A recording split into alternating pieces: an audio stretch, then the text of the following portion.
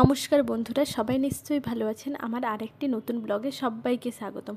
বাইরে যদি এরকম রিমঝিম রিমঝিম বৃষ্টি হয়, মনটা কেমন খিচুড়ি খিচুড়ি করে ওঠে না, বা মাংস মাংস করে ওঠে না।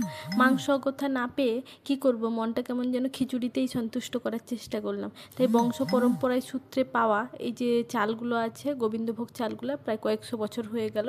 খেয়ে পায়েস বানিয়ে খাবো বা পিঠে বানিয়ে খাবো খাবো বলে রেখে দিয়েছিলাম। হয়তো পোকা হয়ে গেছে কিনা কে জানে, কিন্তু বাট খুলে দেখলাম যে পোকা হয়নি। তাই ভাবলাম যে আজকে এগুলো দিয়ে একটু অন্য ধরনের খিচুড়ি বানাবো। এই যে এই চালগুলো প্রায় কয়েক হাজার বছর হয়ে গেল এইভাবে কৌটাবন্দি হয়ে পড়ে আছে। তাই চালগুলোকে ভালো করে কচকে কচকে ধুয়ে তারপরে জলে ভিজিয়ে প্রায় 1-1.5 ঘন্টার জন্য রেখে দিয়েছিলাম। তারপরে নিয়ে আসছিলাম চিংড়ি মাছ। আজকের খিচুড়িটা হবে চিংড়ি খিচুড়ি, চিংড়ি মাছ দিয়ে খিচুড়ি আর কি। আর তাই চিংড়ি মাছগুলোকে প্রথমে ভালো করে দেখলাম যে বড় বড় কোনগুলো আছে ওগুলোকে ভালো করে বেছে নিয়ে তারপরে ওই বড়গুলোকে খিচুড়ির মধ্যে দিব, আর ছোটো ছোটোগুলোকে ভেজে রেখে দেবো। এই যে বরফ থেকে তুলে নিয়ে আসা মাথা পচা চিংড়িগুলা, এগুলা ভালো করে পরিষ্কার করে এবার কেটে নিব। এই মাথাটাকে প্রথমে ভাবছিলাম যে আলাদা করে পেঁয়াজ আর রসুন টসুন দিয়ে ভালো করে ভেজে খাবো। তারপরে মাথাগুলার যা দশা দেখলাম, ভাবলাম না, শুধু চিংড়িটাই নিতে লাগবে, মাথার মোহমায়া ত্যাগ করে মাথাটাকে ফেলে দিতে লাগবে। এক এক সময় আবার চিংড়িগুলো বেশ ভালোই আছে, মাথাগুলো বেশ ভালোই থাকে, তখন মাথাগুলোকে না আলাদা করে একটু ভেজে রান্না করলে না খুব খেতে মানে ভালো লাগে, টেস্টি লাগে। এই যে চিংড়িগুলো আমার মোটামুটি পরিষ্কার করা হয়ে গেছে। কিছু চিংড়ি আমি ওপরে খোসাটা ছাড়িয়ে নিয়েছিলাম, আর কিছু চিংড়ি ওপরে খোসাটা ছাড়াইনি। আর যেগুলো হলো পায়েসের মধ্যে মধ্যে দিব, খিচুড়ির মধ্যে দিব, ওগুলোর হলো খোসাগুলো ছাড়িয়েছিলাম, বাকিগুলো ছাড়াইনি আর কি। এই যে প্রথমে চালগুলো, এই যে সবজিগুলো যা যা লাগবে সব ভালো করে কেটে নিয়েছি।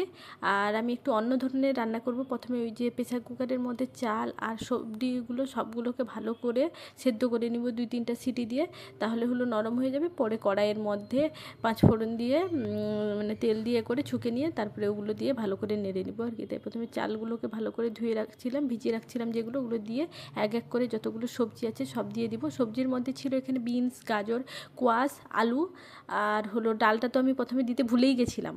পরে আবার দুইটা না তিনটা সিটি পড়ার পর মনে পড়লো, ইস ডাল দেয়নি যে।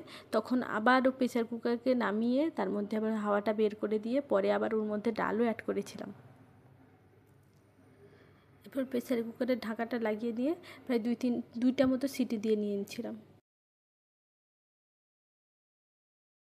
তার ফাঁকে আমি ওই যে চিংড়ি মাছগুলোকে ভেজে নিচ্ছিলাম, একটু লাল লাল করে ভালো করেই ভাজতে লাগবে, কারণ যেহেতু খিচুড়ির মধ্যে দিব তো ওইভাবে তো সেদ্ধ হবে না, তাই হয়তো আস্তে আস্তে গন্ধ হতে পারে। এই যে ডালগুলো পরে আবার ধুয়ে তার মধ্যে দিয়ে দিয়েছিলাম, হাফ সবজি টবজিগুলো সেদ্ধ হওয়ার পরে ডাল দিয়েছিলাম। এই যে চিংড়ি মাছগুলো আমার প্রায় মোটামুটি লাল লালভাবে ভাজা হয়ে গেছে।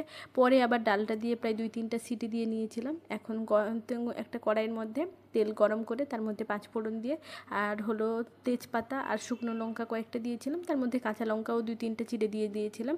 আর দিয়েছিলাম এর মধ্যে পেঁয়াজ আর টমেটো দিয়ে ওগুলোকে ভালো করে একটু মোটামুটিভাবে নেড়ে চেড়ে ভাজাভুজি হয়ে গেলে তারপরে এর মধ্যে ওই যে সেদ্ধ করে রাখছিলাম চাল আর সবজি ডাল যেগুলো রেখেছিলাম ওগুলো ভালো করে দিয়ে তারপর কিছুক্ষণ ভালো করে নেড়ে নিতে লাগবে।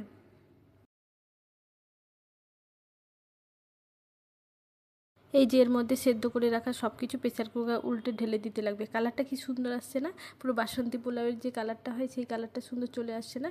এবার ভালো করে এটাকে কিছুক্ষণ এদিক ওদিক করে নাড়াচাড়া করে নিতে লাগবে। তারপরে ভালো করে কিছুক্ষণ মানে সেদ্ধ তো হয়ে গেছে, একটু ঘাঁটাঘুঁটি করে নিতে লাগবে আর কি।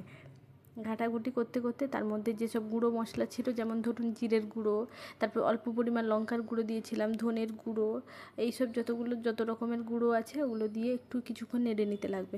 তারপরে এই যে আজকে রান্নার মধ্যমণি চিংড়ি মাছগুলো দিয়ে দিতে লাগবে। চিংড়ি মাছগুলো দিয়ে কিছুক্ষণ ঘাঁটাঘুঁটি করে তার মধ্যে একটু ধনেপাতা ছড়িয়ে প্রায় 1 মিনিট মতো আর একটু নেড়ে চেড়ে নিয়েছিলাম আর কি।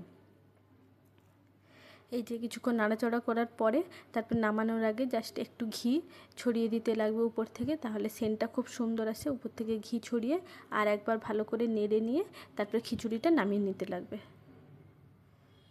এই যে আমার খিচুড়ি হয়ে গেছে। আজকে ছিল খিচুড়ির সঙ্গে ছিল গরম গরম বেগুনের ভাজা আর কি।